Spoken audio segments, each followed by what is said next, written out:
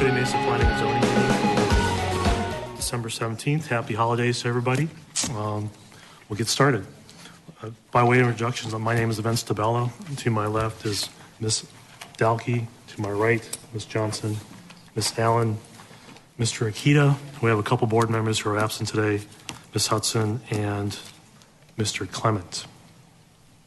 We have a short video for your enjoyment. So please roll the video and describe what we do here at Planning and Zoning Board meeting. Welcome to the City of Mesa Planning and Zoning Board meeting. We appreciate your interest in the future development of our community and welcome your comments. At this time, we ask you to turn off or select the vibrate option on your mobile devices. Today's agenda includes a consent agenda. These items will be read into the record and acted on in one motion. If you would like to speak on any of these items, please fill out a blue card located in the back of the room and bring it to the front. The items will then be removed from the consent agenda and voted on individually. Each case will be introduced by city staff, then the applicant, followed by public comments. The Planning and Zoning Board makes recommendations to the City Council and votes on each case. City Council meetings are held twice a month at 5:45 p.m. in the council chambers. Visit mesaaz.gov to view their meeting schedule. All planning and zoning meetings are broadcast live and rebroadcast on Mesa Channel 11. To view the programming schedule, visit mesachannel11.com. Oh, great. Thank you. If there's anyone who'd like to address the board or speak on a case, last chance for a blue card. Any requests to speak? Staff? No? Great. Next item, consider meeting minutes from November 18th and November 19th. Regular study session and regular session. Is there a motion for approval? I'll make a motion to approve the minutes. Is there a second? I'll second it. All in favor? Please vote.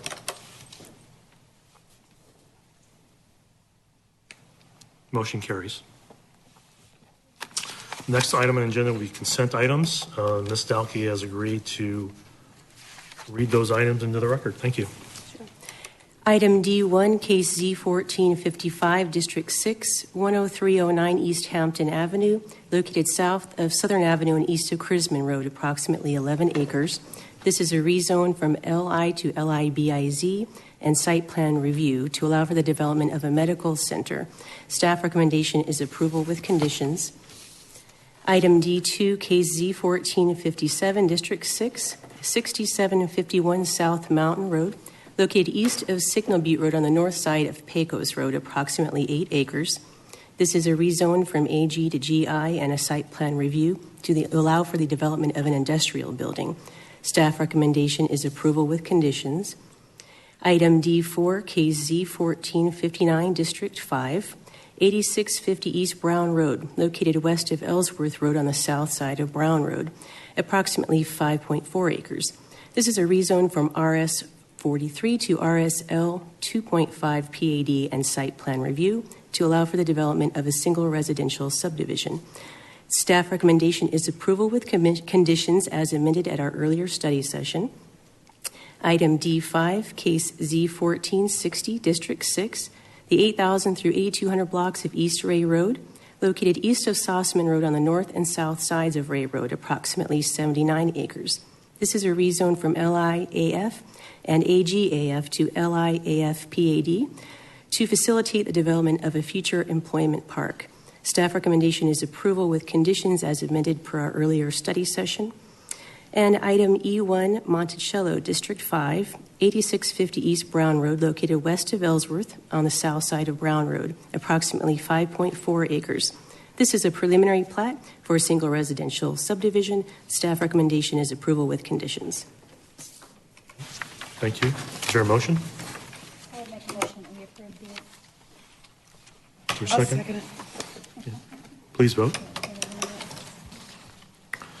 Motion carries. If you're here for one of those cases, you are free to leave. Thank you for your interest in City Mesa.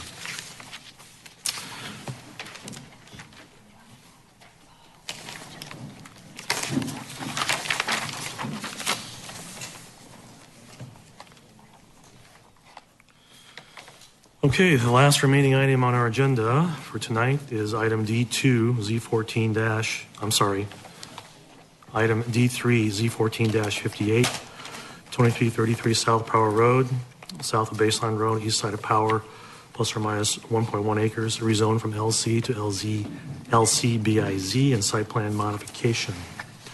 Staff like to do a quick overview. Thank you, board, members of the board.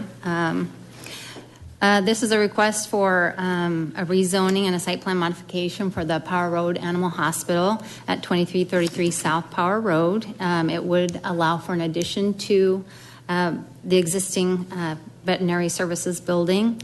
With the BIZ overlay, they're asking for deviations from code. There's 3 deviations that they're asking for. There's a 15-foot landscape setback that's required along Power Road or adjacent to Power Road. They want to encroach up to 3 feet in that area, so that would be a 12-foot landscape area. And then on the south property line, they also want a deviation from the 15-foot required landscape setback to 9 feet 6 inches. And then also on the south side of the existing building, they want a deviation for the required landscape island that would be required at 1 per 8 spaces and now exists at 1 per 10 spaces. Staff is recommending approval of the case with the conditions as listed in the report. The applicant has provided a letter that they are concerned with stipulation number 4 in regard to the landscape island, which is a minimum code requirement.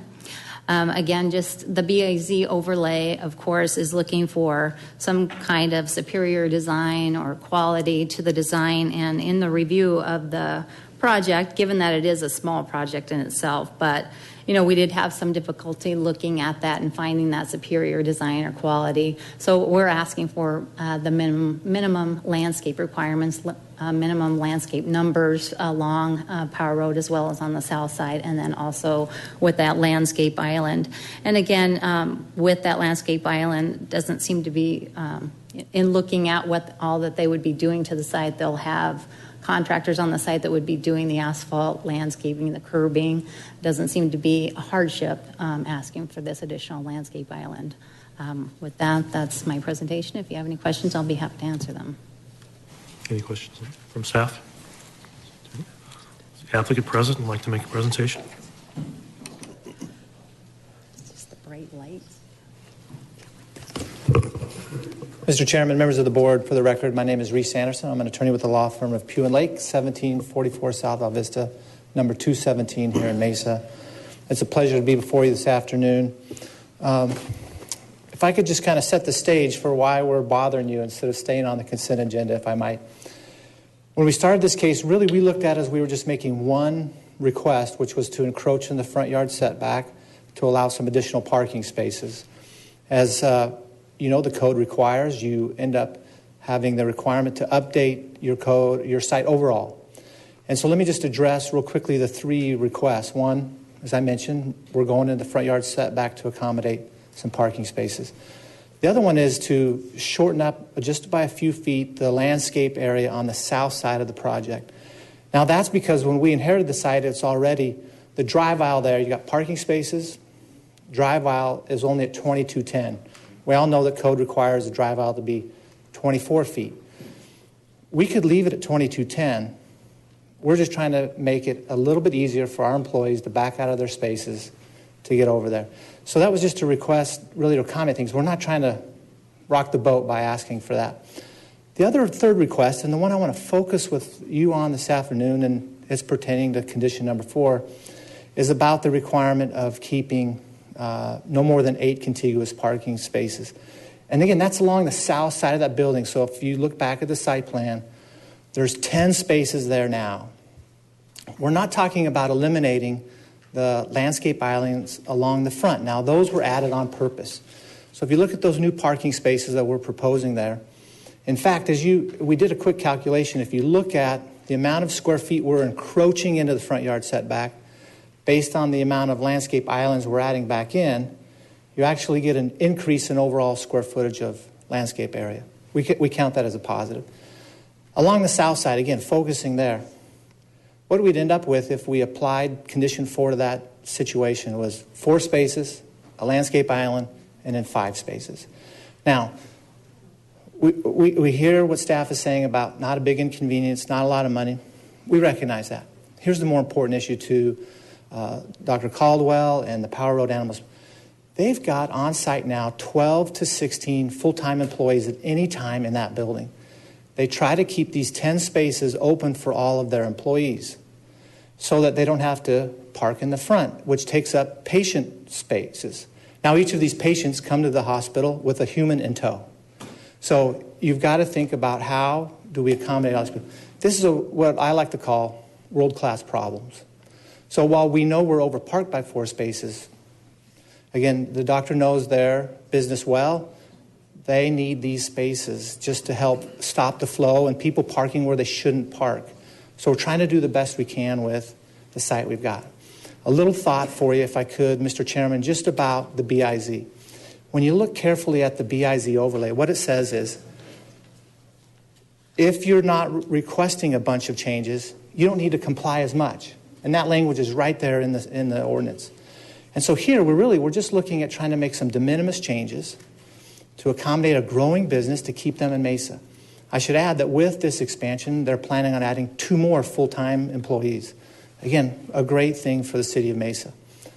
So here, I want to be clear, we're not talking about any other conditions. We're not trying to eliminate any of the landscaping requirements along Power, the foundation requirements along. What we're trying to do is make sure that the improvements to the building, the remodel, the freshening of the building, the landscaping being replaced. It's died over the years. I found that out. All of that's brought up to code, screen wall, all of that along Power Road, which is where we'll get the bang for the buck. And really, that's kind of the public policy behind these issues.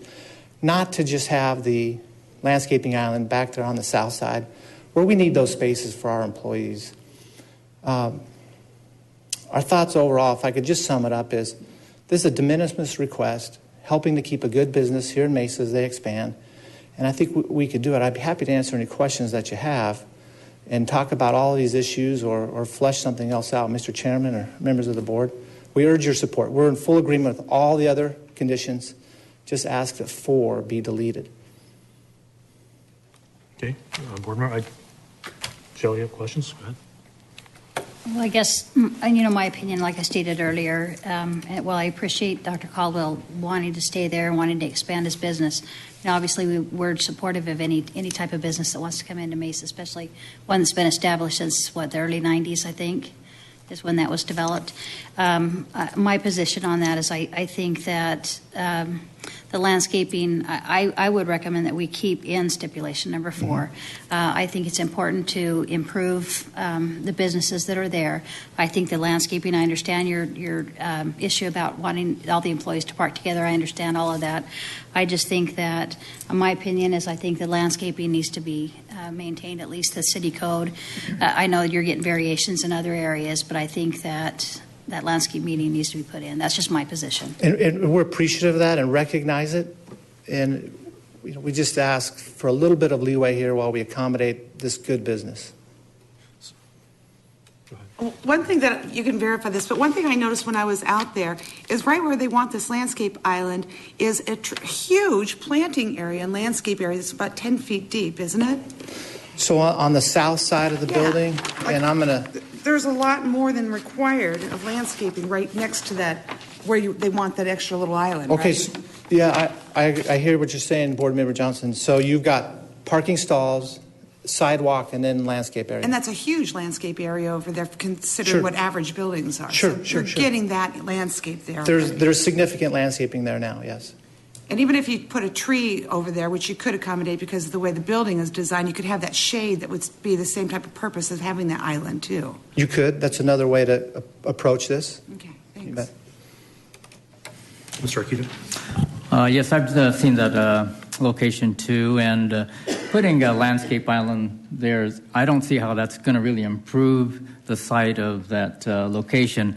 As he is mentioning, it's away from Power Road. You don't even see it from Power Road. And I drive by other businesses all the time that have rows and rows of parking, like places like Lowe's or Home Depot or some of the shopping centers. I mean, you don't see parking islands every 8 to 10 spaces.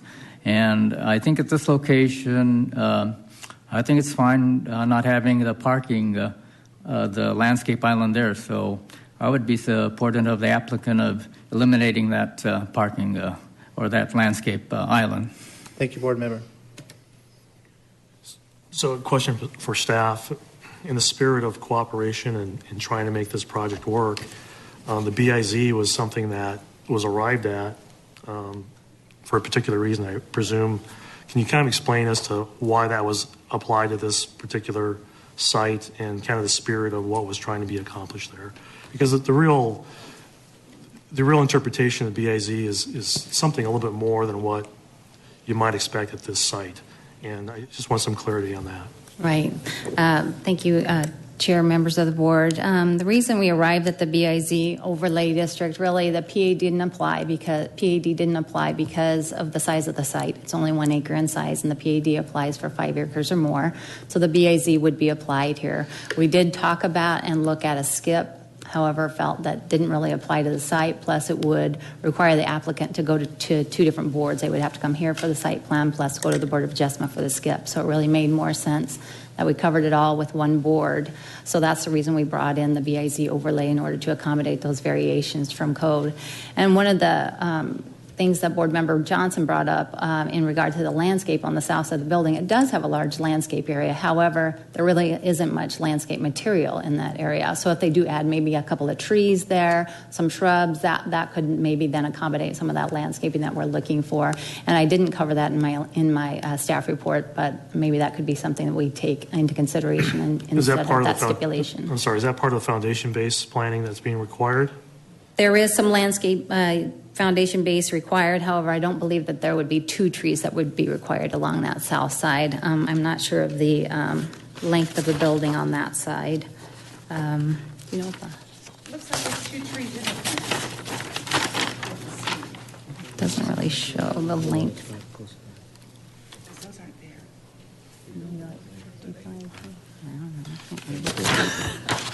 That's fine. I guess I concur Right. with. So landscape, you're right. The foundation base could encompass 2 additional trees on that south side. Absolutely. Mm-hmm. Yes. Nicole Thompson's telling me that distance is about 84 feet, and there's room to accommodate a tree in there. We'd be more than happy to agree to place a tree in that area. Excellent. Just a quick follow-up question, just following along what you were talking about. If a skip had been the appropriate tool, would the applicant have been able to not install that landscape island? Would that be an issue as it is here with the BIZ?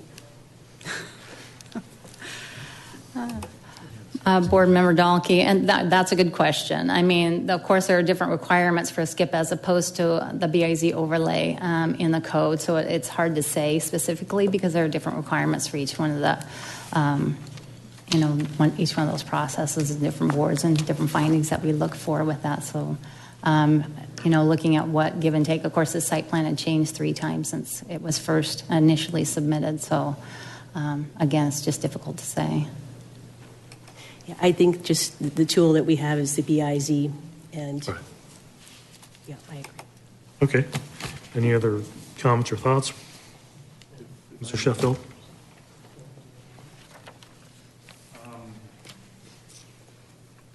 I want to address something real quick about the intent of the bonus intensity zone, the overlay district. I think there's kind of a lag over what the BIZ overlay had been used for versus what we intended to be used for now. With the zoning code update from 2011, there's a little bit of a shift in the philosophy. The association that we had prior to 2011 was more along the lines of we used it for height increases for the most part. We're trying to shift so that it becomes a little bit more of a flexible tool beyond that right now, so that it becomes more active in the areas of infill type of projects, that it becomes more associated with projects that are less than 5 acres that may have some deviation with the ordinance, that we're looking for opportunities where there's a proportional upgrade in the quality of the project relative to the types of additions that are going on associated with that. So it becomes, the idea behind a skip basically is that if you were to sit here and take a substantial conformance improvement permit, try to get away from the acronym, the idea there is there is an existing project, the zoning works for the particular land use they're talking about, and all we're really talking about is development standards. So in this particular case, we have a site plan review issue in addition to going along with some of the deviations with the ordinance. So it seemed appropriate at the time to sit here and try to put everything into one board and use the BIZ as the tool as opposed to the skip. I think we need to kind of change our paradigm a little bit for how the BIZ needs to be utilized. Thank you. Okay, thank you. Would someone like to make a motion?